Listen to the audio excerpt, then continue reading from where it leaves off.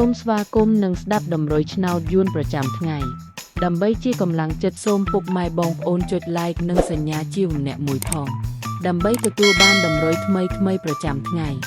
តម្រុយឆ្នោតយួននៅថ្ងៃនេះគឺថ្ងៃទី20ខែតុលាឆ្នាំ2025ដើម្បីកុំឲ្យខាតពេលយូរសូមស្ដាប់តម្រុយឆ្នោតពី admin មានលេខ45 21 59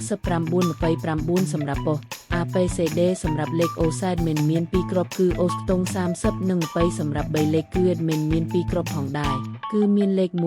169គុណ259គុណបើសិនជាពុកម៉ែបងប្អូនស្រឡាញ់និងពេញចិត្តលេខទាំងនេះពុកម៉ែបងប្អូនអាចយកលេខទាំងនេះទៅផ្សងសំណាងបានជាចុងក្រោយសូមជូនពរពុកម៉ែបងប្អូនដែលយកលេខខាង admin ទៅផ្សងសំណាងហេងយើងទាំងអស់គ្នាជូនពរពុកម៉ែបងប្អូនជួបតែសំណាងល្អនិងសុខភាពសូមជម្រាបលាជួបគ្នានៅថ្ងៃស្អែកបន្តទៀត